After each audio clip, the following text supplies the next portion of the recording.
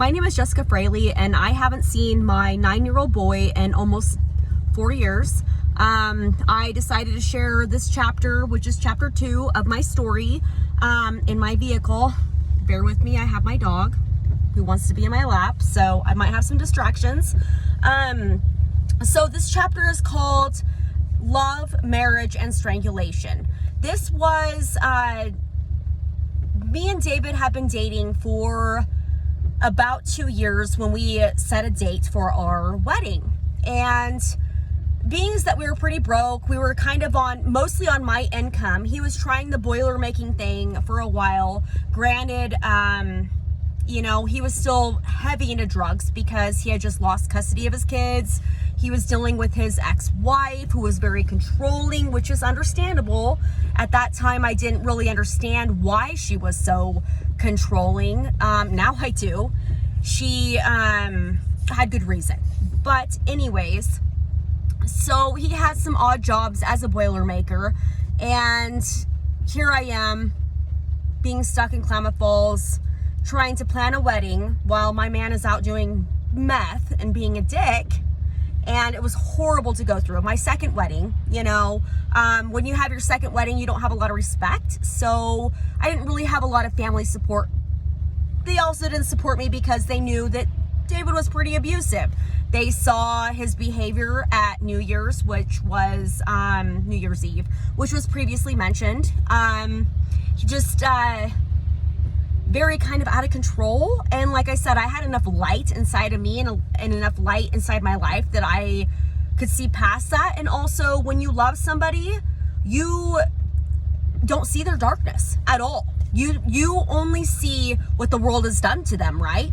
And the world did him dirty, according to him. That's, you know, what people say when they don't take accountability. Anyway, moving on. So on July 13 of 2013, we did have a wedding. I paid for all of it. We had it at my sister's house, and I was really appreciative of that.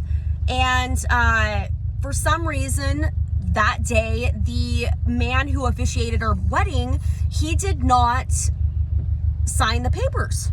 So we didn't have we had a couple witnesses that signed up, but you have to have him sign it.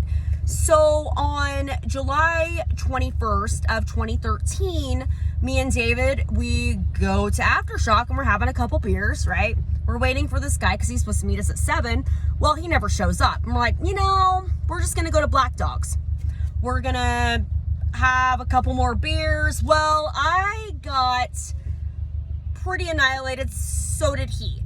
So what ended up happening is me, my dumbass, decides to flirt with this girl. And I was like, which completely embarrassed David. I understand that, you know.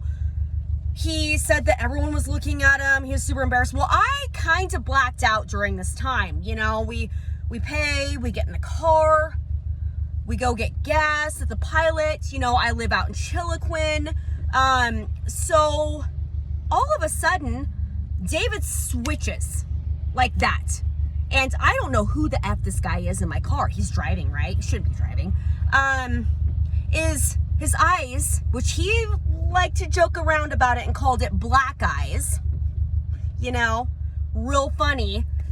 His black eyes came out and he started going off on me. There was no calming this man down. There was no, I was like, what is wrong with you? Are you okay? What is going on? Freaked me out so bad. The stuff that he was saying to me, like, I am a sane person, and you will realize that throughout my stories.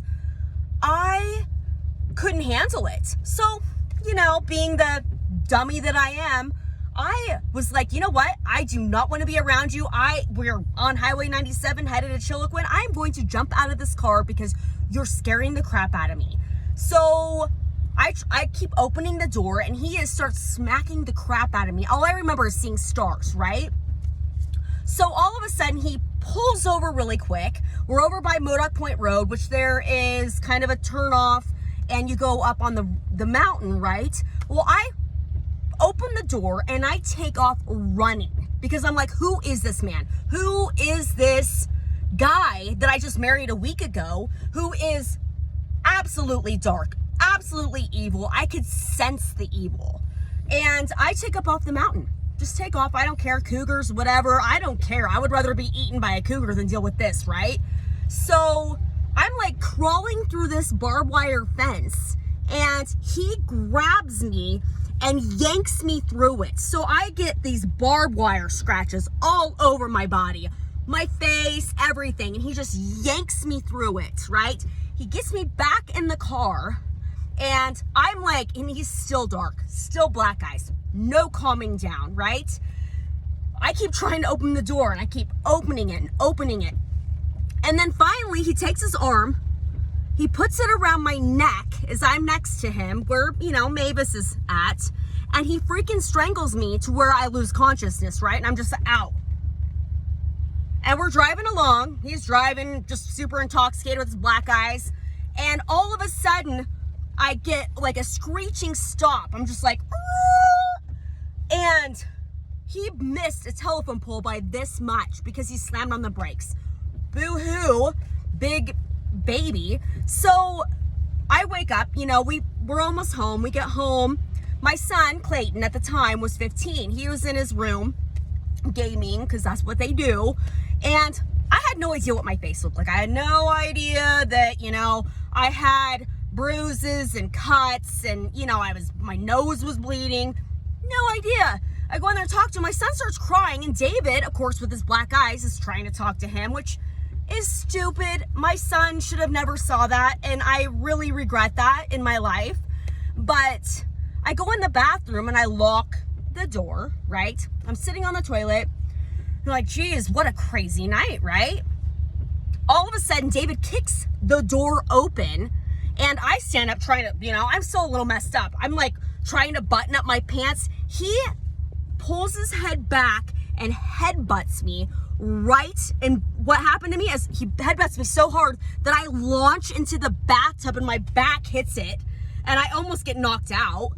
And what ends up happening is he like changes his tune, and he's like, oh my God, Jessica, I'm sorry. So he reaches out his hand and grabs mine, and his eyes were not quite black still. They were a little bit, you know, brownish black.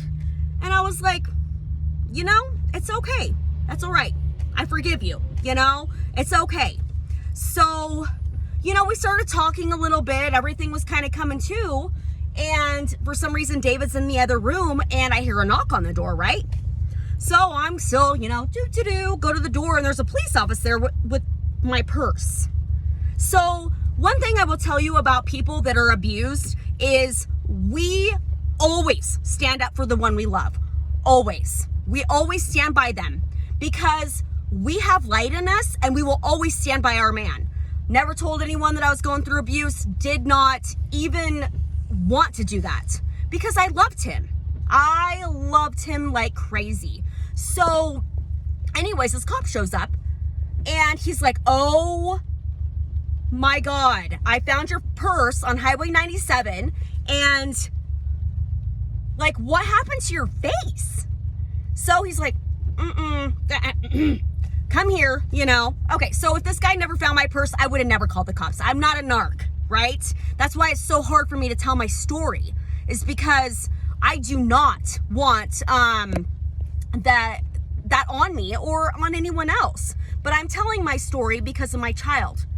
Moving on, he pulls me outside, and he's like, look, what happened? So I told him what happened, and he's like, oh my gosh.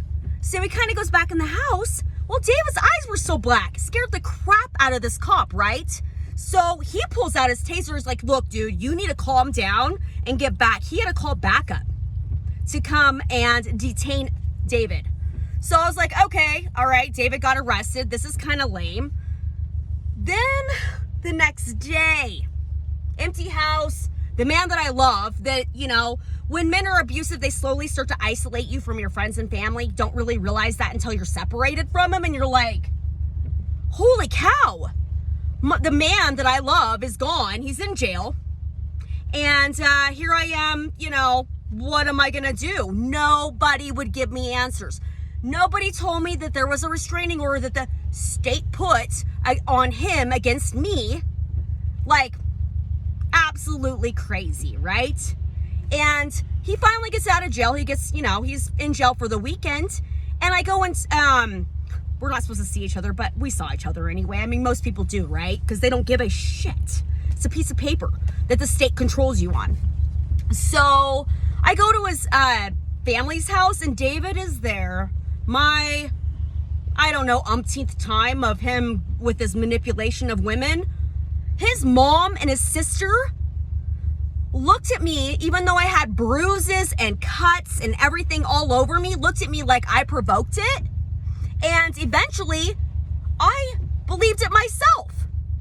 Absolutely 100%. Oh, Jessica, I wouldn't have done that to you, but I got so upset and I love you so much. And then guess what? All of the anger that I had against him went away. And his mom and sister, who was just as dark as him, were like, yeah, you probably shouldn't have done that.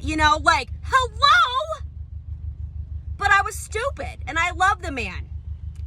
More to continue. I will talk about everything, like the case that happened that the state posed against him, and continue with that. And me trying to defend him and look like an idiot, writing letters to the court saying, please drop this, because David was in my face all the time, crying with this crocodile tears that I fell for. Yeah, more to come.